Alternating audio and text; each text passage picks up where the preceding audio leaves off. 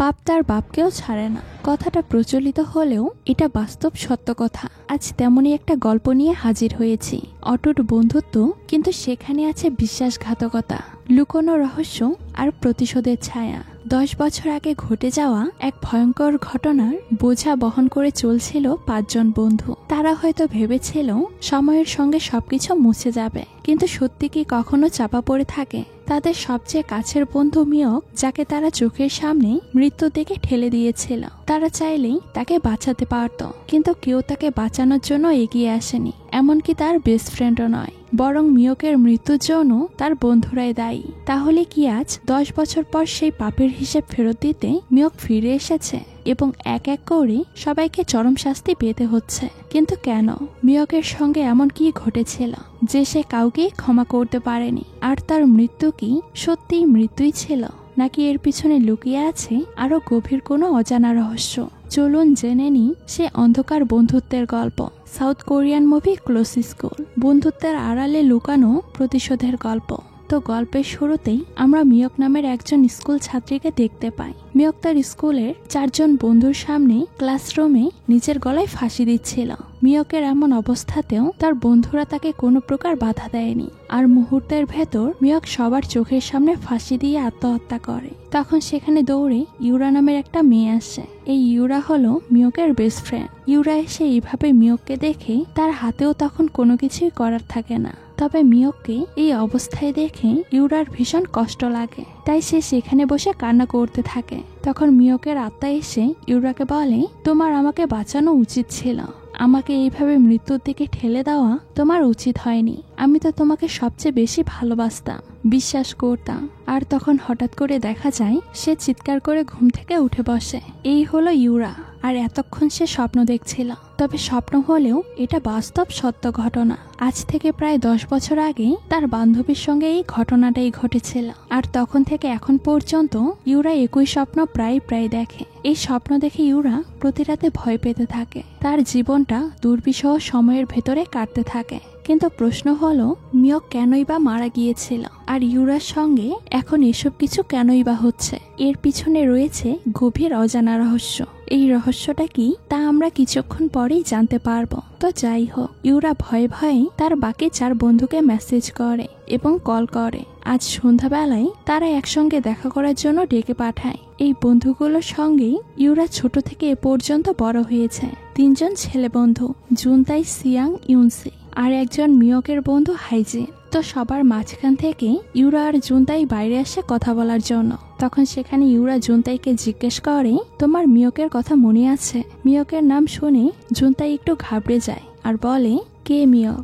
আমি মিয়ক নামের কাউকেই চিনি না, এমন কারোর নামও আমার মনে নেই। তবে জুনতাইকে দেখে বোঝা যাচ্ছিল তার পরিষ্কারভাবে মিয়কের কথা মনে আছে, কিন্তু সে অস্বীকার করছে। তবে ইউরাও নাসরবান্দা, সে বিভিন্ন কথা বলে মিয়কের কথা জুনতাইকে মনে করানোর চেষ্টা করে। মিয়ক দেখতে কেমন ছিল, তার চুল ছোট ছোট ছিল ইত্যাদি। তখন ভেতর থেকে চরমারা শব্দ পেয়ে ইউরা কোনো পাত্তা না দিয়ে জুনতাই ভেতরে চলে আসে এবং দেখতে পায় ভেতরে তাদের 2 বন্ধু হঠাৎ করে মারামারি করছে, একে অপরের গলা চেপে ধরছে। এদেরকে এইভাবে দেখে হঠাৎ করে সবার মাঝে ইউরার শরীরটা খারাপ করতে থাকে। তার বমি আসলে সে এক দৌড়ে বাথরুমে যায়। বাথরুমে যাওয়ার পরই তার সঙ্গে ঘটে আরো এক দুর্ঘটনা। সে চোখের সামনে ভয়ঙ্কর একটা আত্মাকে দেখতে পায়। এই আত্মাটা আর কেউ নয়, বরং মিয়কের আত্মা ছিল।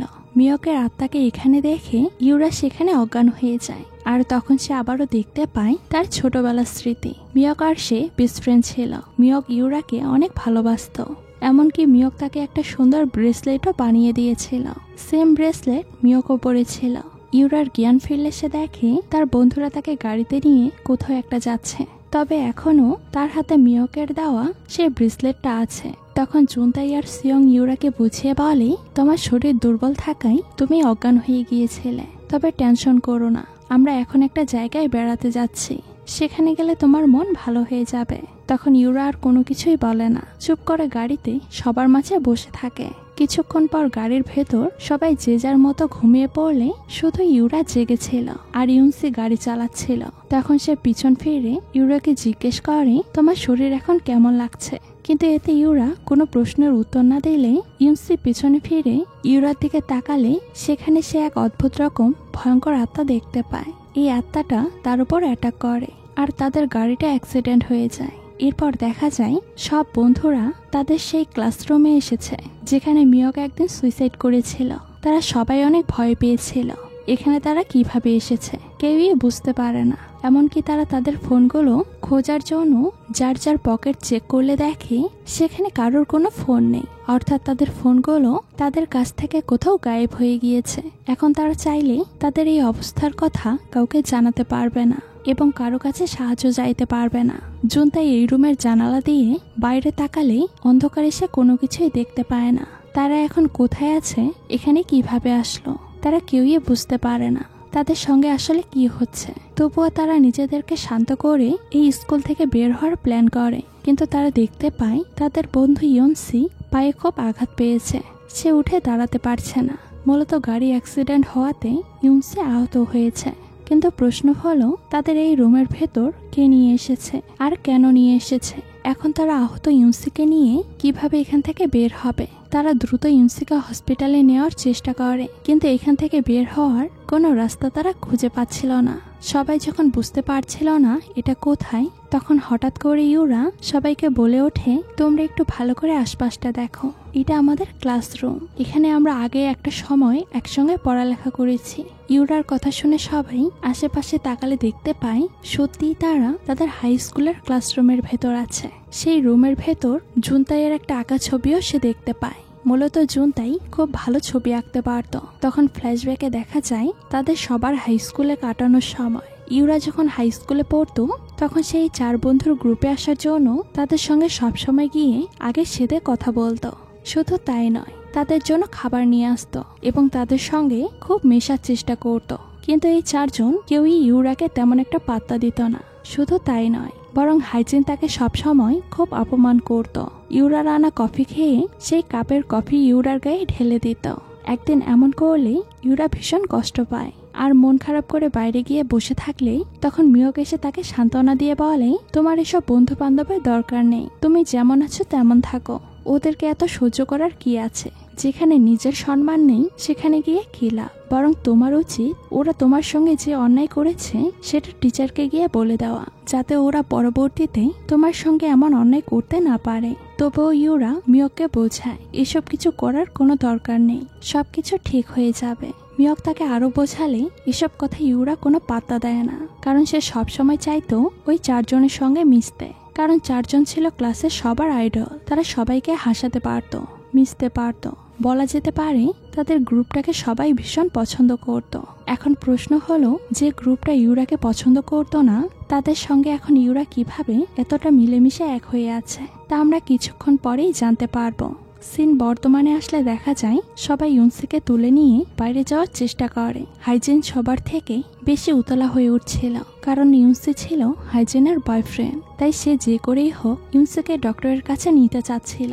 তখন তারা দরজা বন্ধ হওয়ায় বিকট একটা শব্দ শুনতে পায় এবং লক্ষ্য করে ইউরা তার বন্ধুদের কাছে নেই। হঠাৎ করে সবার মাঝখান থেকে সে কোথাও একটা গায়েব হয়ে গিয়েছে। তাকে না খুঁজে পেয়ে সবাই মনে করে হয়তো সে পাশের কোনো ক্লাসরুমে গিয়েছে। তখন হাইজিন উঠে পাশের রুমে গেলে সেখানে গিয়ে সে দেখতে পায় ইউরা দাঁড়িয়ে আছে, কিন্তু তাকে দেখতে খুবই বিভৎস দেখা যাচ্ছে। চোখ দুটো সাদা মার্বেলের মতো জ্বলছিল। এটা দেখে হাইজিন অনেক ভয় পেয়ে যায় আর আবারও তার বন্ধুদের কাছে ফিরে এসে সবার সামনে কান্নায় ভেঙে পড়ে এবং এই ঘটনা সম্পূর্ণ তাদেরকে খুলে বলে। সে বাইরে কাউকে ইউরার মতো দেখেছে। তাছাড়া হাইজিনের মনে হচ্ছে তাদের সঙ্গে খারাপ কিছু হতে যাচ্ছে। এদিকে ইউনসি তার বাকি বন্ধুদেরকে বলে, যে করেই হোক ইউরাকে খুঁজে বের করতে হবে। দ্রুত তোমরা ইউরাকে খোঁজো, ওর যেন কিছু না হয়। কিন্তু প্রথমে একজন গিয়ে ইউরাকে খুঁজতে চায় না, তাই তারা ঠিক করে 2 জন বন্ধু গিয়ে ইউরাকে খুঁজে বের করবে। তারপর সিয়াং আর হাইজিন দুজনে মিলে ইউরাকে খোঁজার জন্য বাইরে বেরিয়ে আসে আর বাকি 2 জন সেখানে বসে থাকে। তারা সবাই জানতো এই স্কুলটা অনেক আগেই বন্ধ হয়ে গিয়েছে। তখন হাইজিনের ওয়াশরুমে যাওয়ার প্রয়োজন হলে সে সিয়ংকে বাইরে দাঁড় করিয়ে রেখে ভেতরে ওয়াশরুমে যায় আর সেখানে গিয়ে দেখতে পায় এতক্ষণ তারা ইউরাকে খুঁজছে আর ইউরা এসে এই বাথরুমের ভেতর লুকিয়ে আছে। হাইজিন তখন ইউরার সঙ্গে কথা বললে বাইরে থেকে সিয়ং তাদের কথা শুনে মনে করে হাইজিন কি পাগল হয়ে গিয়েছে, সে নিজের সঙ্গে নিজে কথা বলছে। এদিকে হাইজিন আর ইউরা দুজনেই টয়লেট থেকে বাইরে বেরিয়ে আসে। বাইরে বের হতেই হাইজিনের কানে প্রচুর ব্যথা হতে থাকে।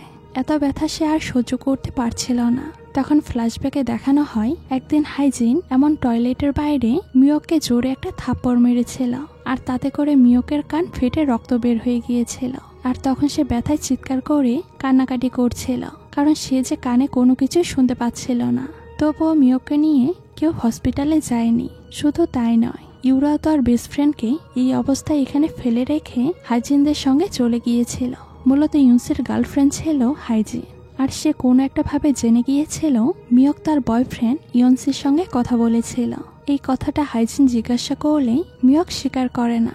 আর তখন সেটা প্রমাণ করতে গিয়ে হাইজিন ইউরাকে জিজ্ঞেস করে, তুমি বলে দাও কাল রাতে মিয়ক ইয়ন্সির সঙ্গে কথা বলেছিল কিনা। তখন ইউরা মিয়ককে অবাক করে দিয়ে বলে, হ্যাঁ, কাল রাতে সে কথা বলেছিল।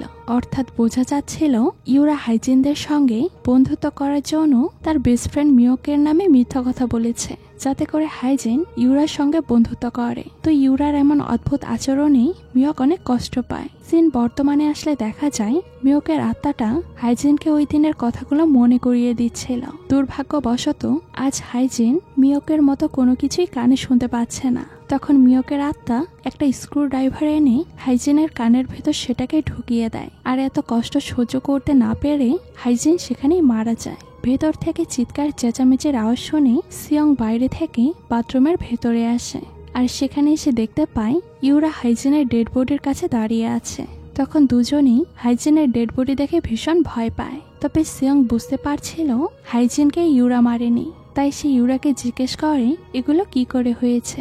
তখন ইউরা বলে, আমি বাথরুমের ভেতরে ছিলাম, আর তার সঙ্গে এমন খারাপ কিছু একটা হয়ে গিয়েছে, আমি চেষ্টা করেও ওকে বাঁচাতে পারিনি। এই বলে সে কান্না করলে সিয়ং তার সব কথা শুনে বিশ্বাস করে নেয়, কারণ এতদিন যাবৎ তারা একসঙ্গে আছে। সে কোনোভাবে হাইজিনকে মারতে পারে না, তাই সে ইউরাকে শান্ত করার চেষ্টা করে। তো যাই হোক, বাথরুমের ভেতর থেকে সিয়ং ইউরার হাত ধরে বাইরে টেনে নিয়ে আসে এবং দৌড়ে এখান থেকে পালিয়ে যায়। অর্থাৎ তাদের বন্ধুদের সঙ্গে যা কিছু হচ্ছিল সবকিছুই মিয়ক করছে। এটা হয়তো তার কোনো প্রতিশোধ। আগে একটা সময় মিয়কের সঙ্গে যে যেমন আচরণ করেছে, মিয়কের আত্মাটাও এখন সবার সঙ্গেই ঠিক তেমনই আচরণ করছে। কিছুক্ষণ পরে সিয়ং ইউরাকে একটা রুমের সামনে আসলে খুব ভয় পেয়ে চিৎকার করে নিজের কান চেপে ধরে আর বলে, আমি একটু আগে মিয়কের আত্মাকে দেখেছি, ও আমাদেরকে এখানে নিয়ে এসেছে মেরে ফেলার জন্য। এ কথা শুনে ইউরা বলে, তুমি এসব পাগলের মতো কথা বলছো, ও তো 10 বছর আগেই মারা গিয়েছে, এখন সে কি করে আমাদের মারতে আসবে? তাছাড়া আমরা এতজন, আর সে একা আমাদেরকে কি করবে? সিয়ং বলে, আমি জানি না, তবে সত্যি বলছি, আমার কথা বিশ্বাস করো, আমি ওকে দেখেছি। আমাদের এখান থেকে দ্রুত পালিয়ে যাওয়া উচিত, নয়তো ও আমাদের কাউকেই বাঁচিয়ে রাখবে না। এ কথা শুনে ইউরা বলে, আগে আমাদেরকেই এখান থেকে পালানোর রাস্তা খুঁজতে হবে, নয়তো কিভাবে পালাবো। এরপর সিয়ং ইউরাকে নিয়ে তাদের স্কুলের ল্যাবে আসে। তখন ফ্ল্যাশব্যাকে দেখা যায় স্কুলে পড়াকালীন সিয়ং একদিন তার এক্সপেরিমেন্ট করা ব্যাঙ নিয়ে মিয়ককে জোর করে খাওয়ানোর চেষ্টা করেছিল। সবসময় সিয়ং মিয়কের সঙ্গে বাজে আচরণ করত, এতে তারা সবাই বেশ মজা পেত। সিন বর্তমানে আসলে দেখা যায় হঠাৎ করে সিয়ং ল্যাবে ঢুকে বমি করতে শুরু করে, আর তার পেটের ভেতর থেকে বমির সঙ্গে অনেকগুলো ব্যাঙ বেরিয়ে আসে। সেই সাথে তার পুরো শরীর জুড়ে অনেক ব্যথা হতে থাকে। মনে হচ্ছিল পুরো শরীর ব্যাঙকে আক্রমণ করেছে। তার পেটের ভিতরেও সে অনেকগুলো ব্যাঙ চলাফেরা করার অনুভূতি হতে থাকে। এক পর্যায়ে এসব কষ্ট সহ্য করতে না পেরে সিয়ং পুরো পাগলের মতো করতে থাকে, মাটিতে গড়াগড়ি করে ছটপট করতে থাকে। সিয়ংকের এমন কষ্ট দেখে ইউরা বুঝতে পারে না সে কি করবে, তাই তার হাতের কাছে থাকা একটা নাইফ নিয়ে সিয়ংকের হাতে দেয় আর বলে, যা কিছু করা দ্রুত করো, আমাদের কাছে বেশি সময় নেই, আমাদেরকে এখান থেকে বের হতে হবে। এ কথা শুনে সিয়ং আর নিজের যন্ত্রণা সহ্য করতে না পেরে তার পেটটাই কেটে ফেলে ওই ব্যাঙগুলোকে বের করার জন্য। এতে করে সেখানেই সিয়ং মারা যায়। অন্যদিকে জুনতাই কাউকে না পেয়ে ইউনসিকে এই ব্যথা পাওয়া অবস্থায় একা রেখে বাইরে সবাইকে খোঁজার জন্য বের হয়, কারণ একে একে যারা বের হচ্ছিল কেউ এখনো তাদের কাছে ফিরে যায়নি। এদিকে ইউনসি একা বসে চিন্তা করতে থাকে, হয়তো তাকে ফেলে সবাই এখান থেকে চলে গিয়েছে। যার যার জীবন বাঁচানোর জন্য সবাই ব্যস্ত হয়ে পড়েছে, তাই সে নিজেও একা একা এখান থেকে বের হওয়ার চেষ্টা করে। সিন ফ্ল্যাশব্যাকে গেলে দেখা যায় ইউনসি সবসময় মিয়কের দিকে বাজেভাবে তাকাতো, কিন্তু মিয়ক তাতে পাত্তা দিত না। একদিন ইউনসি হাইজিনের সঙ্গে স্কুল থেকে বের হওয়ার সময় মিয়কের সঙ্গে ধাক্কা লাগে। মিয়ক মাটিতে পড়ে যায়। তখন ইউনসি অদ্ভুতভাবে মিয়কের দিকে কুদৃষ্টিতে তাকায়। বর্তমানে দেখা যায় ইউনসির সামনে ক্লাসরুম থেকে ছোট্ট একটা মেয়ে বেরিয়ে আসে। তখন ইউনসি তাকে দেখে বলে, এখানে কি করছো? কিন্তু মেয়েটা কোনো কথা না বলে আবারও ক্লাসরুমের ভেতরে চলে যায়। তখন ইউনসি তাকে ফলো করে ভেতরে গেলে সে ভেতরে কাউকে দেখতে পায় না, বরং সেখানে মিয়কের আত্মা দেখতে পায়। আর এটা দেখে সে এতটা ভয় পায় যে এই ব্যথা পানিয়েই সে দৌড়ে পালানোর চেষ্টা করে। যেহেতু তার পায়ে ব্যথা ছিল তাই সে পানিয়ে বারবার হুচট খেয়ে মাটিতে পড়ে যাচ্ছিল, তবুও সে থামে না, বাঁচার জন্য দৌড়াতে থাকে। তবে ইউনসি মনে করছিল তার বন্ধুরা হয়তো তার সঙ্গে মজা করছে, নয়তো তাকে রেখে সবাই কোথায় গিয়েছে। এখনো সে কাউকেই দেখতে পেল না। ফ্ল্যাশব্যাকে দেখা যায় একদিন ইউনসি ইউরাকে দিয়ে রাতে তাদের স্কুল ক্যাম্পাসে মিয়কে ডেকে নিয়ে আসে। ওই দিনে ইউরা মিয়কে মিথ্যে কথা বলে স্কুল ক্যাম্পাসে নিয়ে এসেছিল শুধুমাত্র ইউনসির সঙ্গে বন্ধুত্ব করার জন্য। তারা যা বলতো ইউরা তাই শুনতো। তার ভেতর ভালো মন্দ বিচার করার কোনো জ্ঞানই ছিল না। ইউরা মিয়ককে বলে, তোমার দেওয়া ব্রেসলেটটা জিম রুমে পড়ে গিয়েছে, আমার একা সেখানে যেতে ভয় করছে, তুমি আমার সঙ্গে একটু যাবে? মিয়ক ইউরাকে বলে, তুমি ভয় পেও না, আমি আছি তোমার সাথে। তো যাই হোক, ক্যাম্পাসে আসার পর অন্ধকারে মিয়ক ইউনসিকে দাঁড়িয়ে থাকতে দেখে। তখন ইউনসি ইউরাকে ইশারা দিয়ে মিয়ককে এখান থেকে চলে যেতে বলে। ইউরাও ইউনসির ইশারায় তার বেস্ট ফ্রেন্ড মিয়ককে তার হাতে ছেড়ে দিয়ে এখান থেকে চলে যায়। তারপর ইউনসি সুযোগ বুঝে মিয়কের সঙ্গে খারাপ ব্যবহার করতে শুরু করে। শুধু তাই নয়, তাকে অন্ধকার রুমে জোর করে টেনে নিয়ে গিয়ে জোর করতে শুরু করে। মিয়ক তাকে বারবার হাত জোর করে কান্না করে ছেড়ে দিতে বললেও ইউনসি তার কোনো কথাই শুনে না। সেই সাথে মিয়ক চিন্তা করে তার বেস্ট ফ্রেন্ড তাকে এত বড় ধোকা দিল, তার জীবনের সবচেয়ে বড় সর্বনাশ করে দিল। যাকে সে এত বিশ্বাস করলো, সে কি করে তার সঙ্গে এমনটা করতে পারে? যার কারণে বর্তমানে মিয়ক ইউনসিকে এই অন্ধকার রুমের ভেতর নিয়ে শেষ করে দেয়। তখন ইউরা এসে কান্না করে আর মিয়ককে বলে, তুমি তো একে একে সবাইকে শেষ করে দিয়েছ, তাহলে এখন অন্তত চুপ হয়ে যাও। তোমার তো আর প্রতিশোধ নেওয়ার মতো কেউ বাকি নেই, এখনো কেন এমন করছো? অর্থাৎ ইউরা আগে থেকেই জানতো কেন তাদের সঙ্গে এত খারাপ কিছু হচ্ছে। এসব কিছুর জন্য তারাই দায়ী এবং সে প্রতি রাতে এজন্যই দুঃস্বপ্ন দেখত। মিয়ক ইউরাকেই শুধু দেখা দিত, কারণ ইউরা তার সঙ্গে চরম বিশ্বাসঘাতকতা করেছে। তো মিয়ক ইউরাকে অবাক করে দিয়ে বলে, আমার এখনো প্রতিশোধ নেওয়া শেষ হয়নি, এখনো অনেক কিছু বাকি, সবাইকে আমি মারতে পারিনি। এ কথা শুনে ইউরা বেশ ভয় পেয়ে যায়। ঠিক সেই সময় জুনতাই সেখানে তাদেরকে খুঁজতে খুঁজতে চলে আসে। আসার সময় জুনতাই সিয়ংকার বডি দেখে বেশ ভয় পেয়ে যায় এবং ইউরাকে দেখে জুনতাই তার কাছে আসলে এসব কেন হচ্ছে জানতে চায় এবং ইউরাকে দেখে জুনতাই তার কাছে আসে। আর এসব কেন হচ্ছে তা জানতে চাইলে ইউরা বলে, আমি অনেক আগে থেকেই মিয়কের কথা শুনতে পারতাম এবং দুঃস্বপ্নেও দেখতাম ও আমাদেরকে একদিন শেষ করে দিবে। কিন্তু আমি যদি তোমাদেরকে এই কথাগুলো বলতাম তাহলে তোমরা আমার কথা বিশ্বাস করতে না। মিয়কের মৃত্যুর জন্য আমরা সবাই দায়ী। আমি একদিন তোমাদেরকে ওর কথা বলেছিলাম, কিন্তু তোমরা ওকে মনেও করতে চাওনি। কেমন যেন তোমরা ওকে কোনোদিনই চিনতে না। এসব কথা শোনার পর জুনতাই বলে, সবকিছু বুঝলাম, কিন্তু আমি তো ওর কোনো ক্ষতি করিনি, ও কেন আমার উপর প্রতিশোধ নিতে চায়? তখন আবারও ফ্ল্যাশব্যাকে দেখা যায় সবাই যখন মিয়কের সঙ্গে খারাপ আচরণ করত তখন জুনতাই এসে মিয়ককে সান্ত্বনা দিত এবং ইউনসি মিয়কের সঙ্গে জোর করার পর মিয়ক পুরোপুরি ভেতর থেকে ভেঙে পড়েছিল। ওই সময়টাই জুনতাই তার পাশে এসে দাঁড়িয়েছিল। তখন থেকে মিয়ক মনে করতে থাকে জুনতাই খুব ভালো, বাকিদের থেকে আলাদা। এভাবে তাদের ভেতরেও ভালো একটা বন্ধুত্বের সম্পর্ক তৈরি হয়। তারা একে অপরের সঙ্গে সবসময় দুঃখ কষ্ট শেয়ার করে নিত। তো জুনতাই খুব ভালো ছবি আঁকতে পারত। কিছুদিন ধরে সে একটা পেন্টিং করছিল। এটা দূর থেকে মিয়ক ফলো করলে তার কাছে একদিন জানতে চায়, তুমি বেশ কিছুদিন ধরে কিসের ছবি আঁকছো? এ কথা শুনে জুনতাই জানায়, কিছুদিন পরে পেন্টিংটা আঁকা সম্পূর্ণ হলে আমি তোমাকে দেখাবো আমি কিসের ছবি আঁকছি।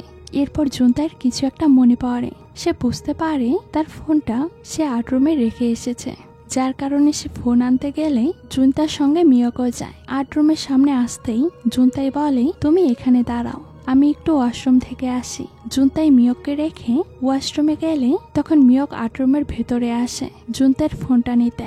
তখন সে দেখতে পায় জুনতাইয়ের আঁকা পেন্টিংটা একটা কাপড় দিয়ে ঢাকা রয়েছে। এটা দেখে মিয়কের অনেক কৌতূহল হয়, আসলে সে কিসের পেন্টিং করছে সেটা দেখার জন্য।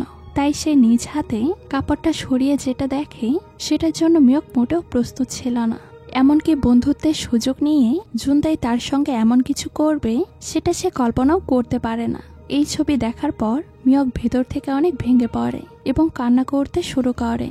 মূলত জুনতাই ইউনসি যখন মিয়কের সঙ্গে খারাপ কিছু করছিল তখন সে বাইরে থেকে সবকিছু দেখছিল, তবুও সে মিয়ককে বাঁচানোর জন্য ছুটে আসেনি, বরং তার সাথে হওয়া অন্যায়গুলো দূর থেকে দেখে উপভোগ করেছে। অর্থাৎ মিয়কের সরলতার সুযোগ নিয়ে জুনতাইও মজা করছিল, তাদের নিয়ে এমন ছবি আঁকে মিয়ককে কষ্ট দেওয়ার জন্য।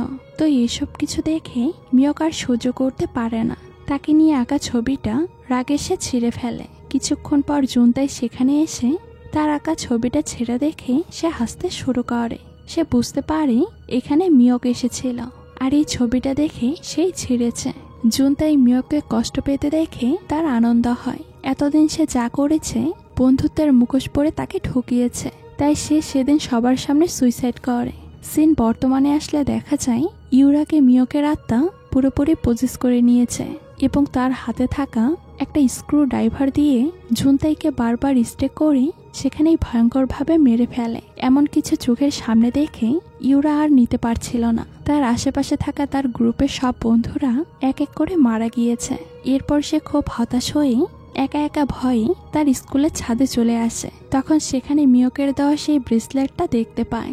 ব্রেসলেটটা হাতে নিয়ে ইউরা বেশ ইমোশনাল হয়ে যায়। তখন সে অনুভব করে তার পিছনে কেউ একজন দাঁড়িয়ে আছে। পিছনে ফিরতে সে আবারও মিয়কের আত্মাটাকে দেখতে পায়। তখন ইউরা তার সমস্ত ভুলের জন্য মিয়কের কাছে ক্ষমা চায়, কিন্তু ততক্ষণে অনেক দেরি হয়ে গিয়েছে, কারণ ইউরা চাইলেই মিয়ককে বাঁচাতে পারত। তাকে মিয়ক বারবার করে বুঝিয়েছিল, কিন্তু সে তার কোনো কথাই শুনেনি, বরং ফ্রেন্ড গ্রুপ পাওয়ার জন্য নিজের বেস্ট ফ্রেন্ডকে দিনের পর দিন কষ্ট দিয়ে মেরে ফেলেছে। তারা মিয়কের প্রতি এত অন্যায় করার পরও ইউরা ফিরে আসেনি। আর এসব কিছু মনে পড়তে মিয়কের আত্মা ইউরার গলা চেপে ধরে। যখন ইউরা প্রায় মরে যাচ্ছিল, তার দম বন্ধ হয়ে আসে, তখন হঠাৎ করে গাড়ির ভেতর ইউরার ঘুম ভেঙে যায়। অর্থাৎ ইউরা এতক্ষণ স্বপ্ন দেখছিল, সে ওই গাড়ির ভেতর ঘুমিয়ে পড়েছিল আর ঘুমানোর পরই এসব উল্টাপাল্টা স্বপ্ন দেখেছে। হয়তো ভবিষ্যতে তাদের সঙ্গে এমন খারাপ কিছু হতে চলেছে, তাই সে আগে থেকেই এমন কিছু আজ করতে পারছে। মিয়ক নিশ্চয়ই তার সঙ্গে অন্যায়ের প্রতিশোধ নিতে আসবে। আর এই দৃশ্যটার মধ্য দিয়েই আজকের এই অসাধারণ গল্পটা শেষ হয়ে যায়। অন্যায় করে কোনোদিনও মানুষ ভালো থাকতে পারে না, ভেতরে ভেতরে তার অনুশোচনা বোধ হয়, তাকে শাস্তি দিতে থাকে। হয়তো তারই বাস্তব এক উদাহরণ ছিল ইউরা। আপনাদের কাছে কি মনে হয়, ইউরা কি তার অপরাধের শাস্তি পাচ্ছে, নাকি সত্যি মিয়ক তার সাথে হওয়া অন্যায়ের প্রতিশোধ নিতে আসবে? আমাকে অবশ্যই কমেন্ট করে জানাবেন। দেখা হচ্ছে তাহলে পরবর্তী ভিডিওতে। সেই পর্যন্ত সবাই ভালো থাকবেন। আল্লাহ হাফেজ।